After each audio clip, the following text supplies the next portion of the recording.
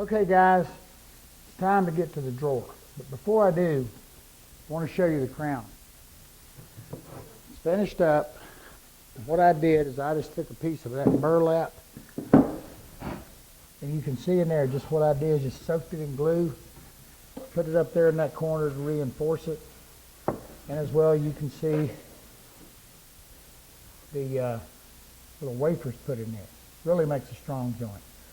I realize it's not real pretty in there, but once it's up on top of there, nobody will see it. So only me and you know it's there.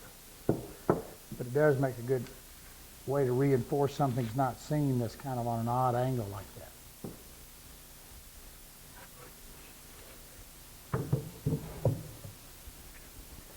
All right, the drawer.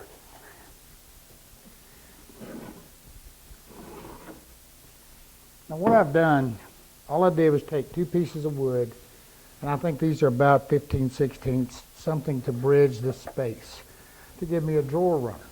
Because I want the drawer to run on the grain running the same direction.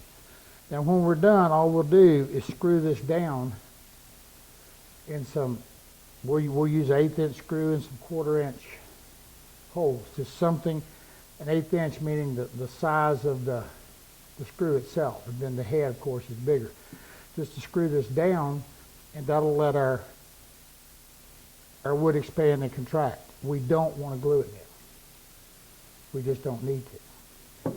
Then I've dovetailed this drawer.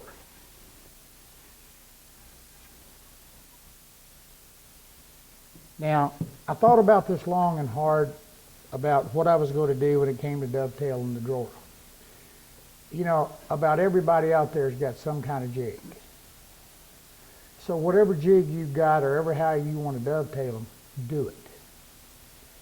But I'm going to show you a little bit on how to do some hand cuts. And I'm also going to show you how to cheat a lot. Okay, you just ain't got to tell nobody, but we're going to cheat a bunch. All right. Now one of the things we want to notice with a dovetail joint or drawer, we want a half pin at the bottom, full pin, half pin. Now this drawer, those three dovetails is all it needs. Now one of the things I did, my drawer is made out of hard maple.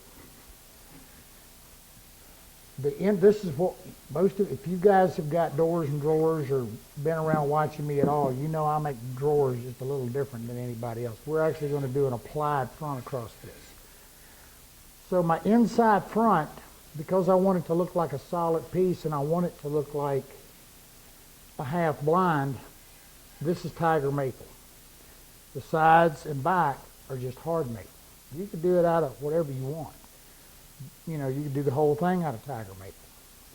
But the other thing you want to do is you want to make sure you keep your pins just a little bit proud. Now what I do is I cut my drawer pretty much to an exact width, meaning I try to fill the gap pretty good. But also, if you look right here, I want a little space in here. Now at the time we're filming this, we're filming this in late December, and there's heat on, so our humidity is way down. And the wider the drawer, you know, if this was an 8-inch drawer, I'd probably leave a good solid 1/8 inch, maybe even just a little bit more gap in here, because this drawer is going to expand and contract a little, but not much. So I've got a good strong. See what I got here. I got a good strong 16, but that's enough. So now what I'm going to do, let me see if I can turn this thing around. Now the way this is going to happen, so you know, is what we're going to do, we're going to put our drawer together, glue it up, get it square. Now here's the neat thing I like about doing the applied front. If we make a mistake on this drawer, we can go back and make another drawer or make a correction. Now I've already got the piece of wood selected. It's going to be our drawer front. We did the Chatoyance thing and did all that. So we've picked out what's going to be our drawer front. It's going to be thin, so we're going to be resawing this. But what I want is I want this front to fit nice and flat. Now, in later shows where we're doing different cases and things like that, low boys, tables, whatever, where we have more drawers, then you'll see how this really works nice. Because what I can do, once I'm set in here, I can actually wedge this drawer in place. I can come in here and sand, hand plane, do whatever I need to do to make sure that this interface is perfectly flat and level to my case. So that when we apply the front to it, it fits like a glove. And again, in the event, now you'll see all of this, but in the event something goes wrong, I have an out. Now this piece of tiger maple right here is not part of this log set. And we're going to do an overlay drawer, meaning the drawer actually is going to lip over the opening. Pretty much the way corner cabinets were done. You can do it flush. Flush meaning you have the defined line around it and the drawer goes flush in the opening. In other words, this is a flat face. We're going to do an overlay. Now let's go, but the biggest thing with the drawer is dovetailing. Now let's go look at how you cheat and make hand-cut dovetails. Okay, the dovetail we're going to do is a 10 degree. Now you can see where I've laid it out. I've got, this is about 1/8 of an inch, that's about 1/4 on each half pin. And then in the middle, I want my small part of my dovetail to be about 1/8 of an inch. Now, let's talk about that a minute. A lot of jigs and a lot of things out here will use a 14 degree. That's a big wide bit. A lot of splay on it. You go back and look at the really fine dovetails of the old craftsmen. These are the ones that everybody aspires to. And if you look at them, they're smaller necks, thin, narrower pins. And one of the reasons we have to hand cut them is because there's no real way to do them with a router. The bit's too small. Well, maybe, but we'll talk about that later. But right now, what we're going to do is we're going to come in here and we're going to cut our dovetails. Now you can let, I'm doing a symmetrical dovetail. And again, just lay it out. Now, a couple calls will help you do that. Having something that's cut, that's a notch like this, that's cut on the angle that you want, really helps you to be able to lay it up here and draw it out and get it equal. Again, my spacing is just, this center dovetail is dead in the center. And you can see right here, that makes for a pretty good looking dovetail.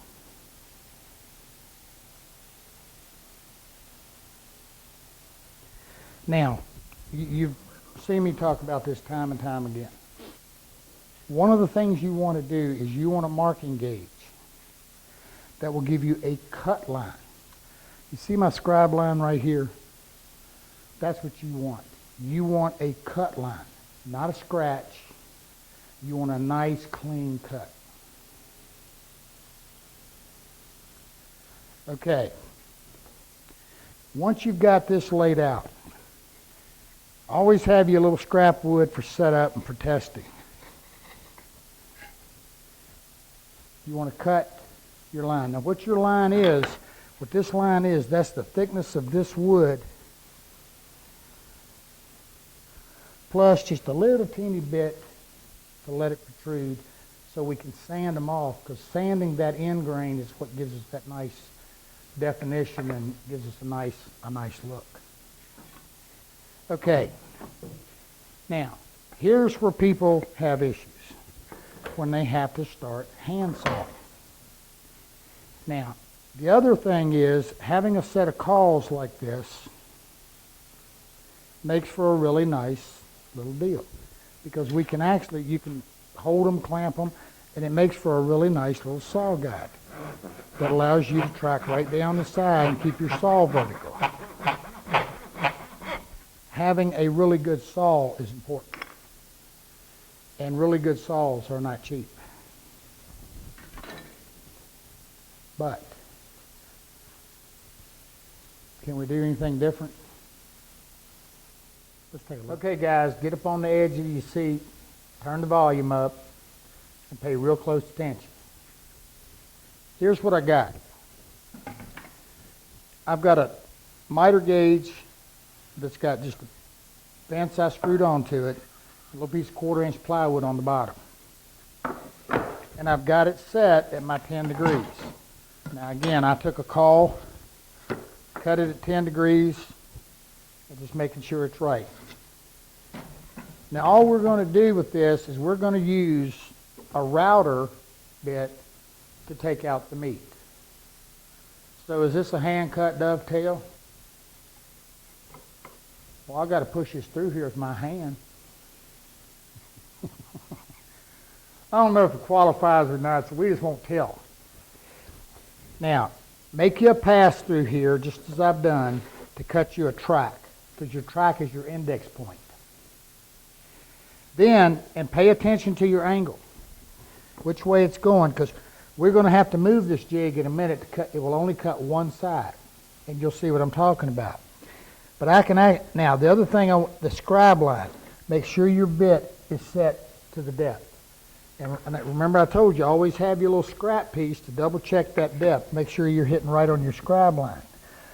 Now that scribe line will also help you whether you're doing a hand cut or you're doing a jig cut.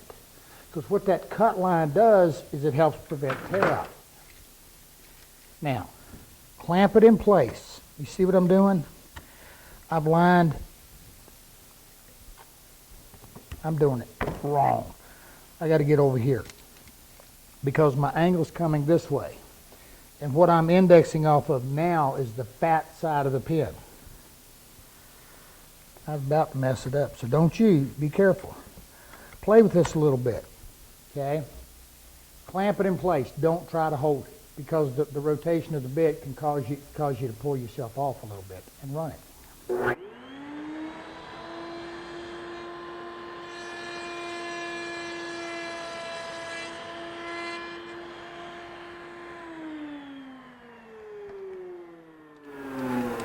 Then move to your other one that the angle is the same on, which is,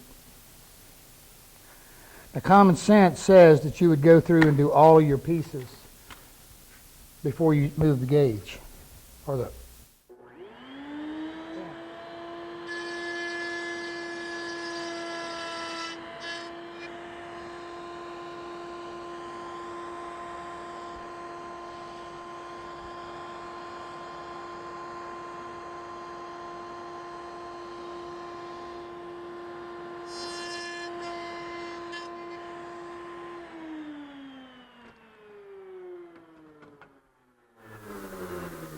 Now, as you can see, I can make a really finite little cut doing that.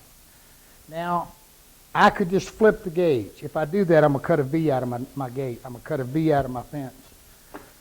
So what I'm going to do is I'm just going to simply move the fence a little bit. Just so I've got a separate point.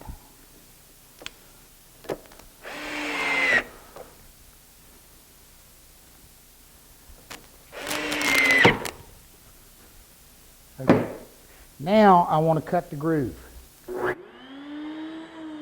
I don't. I want to move it. Sorry about that. Now I got to switch angles.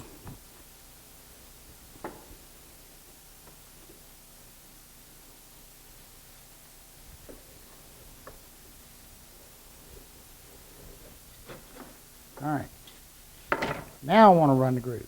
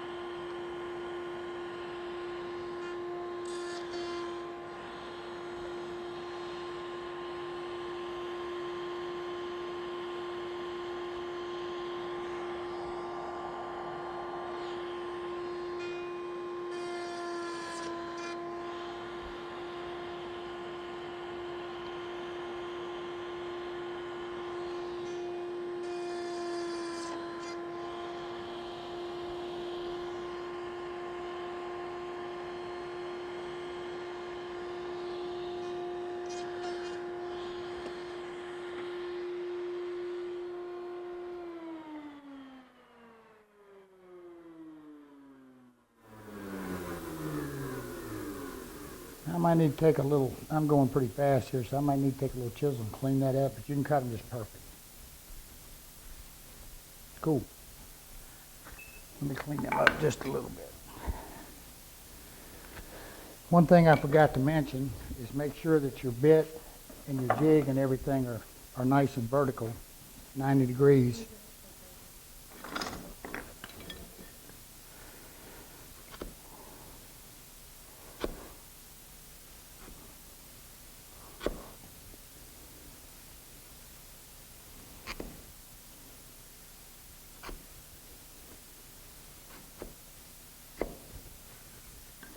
All right,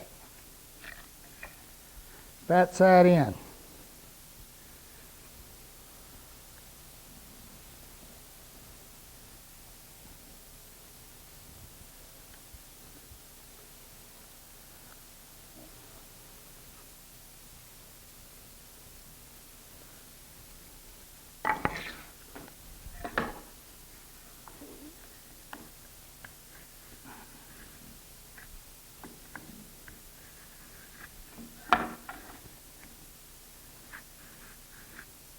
Whoops.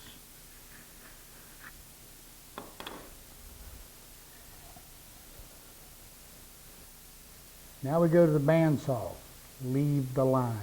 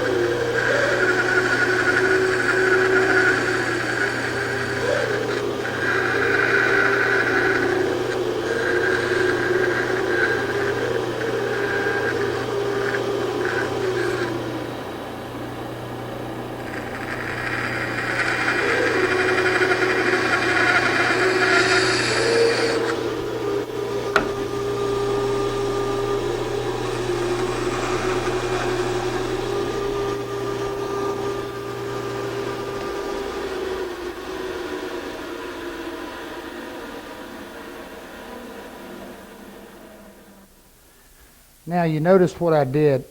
I ran in to kind of clean that middle one out. Now I need to clean that up just a little bit with a chisel right to my line. Always go from both sides. That's going to ensure you the cleanest, crispest cut you're going to get.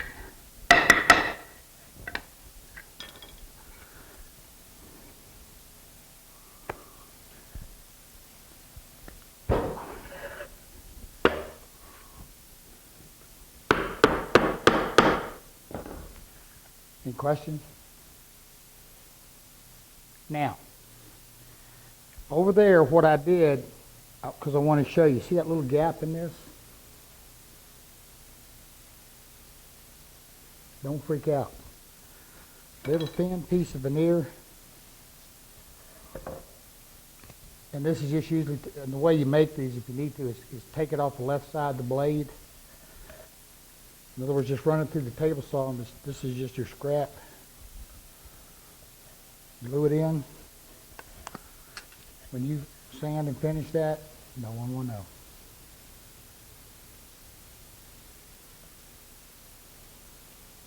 And what you just saw, we did in real time. Actually, we had to move the cameras and whatever. So,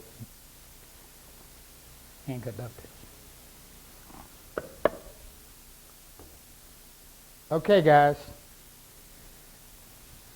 When we come back, what we're going to do is we're going to glue up our drawer. We're going to make our drawer bottom, and we're going to resaw and put our front on. Then we go to the last part of the construction, the doors. Saving them for last. Then we're ready to get to the finishing. We got to get through them doors first. I want to make sure you got doors down pat. Yeah, I know. Very nice. See you later.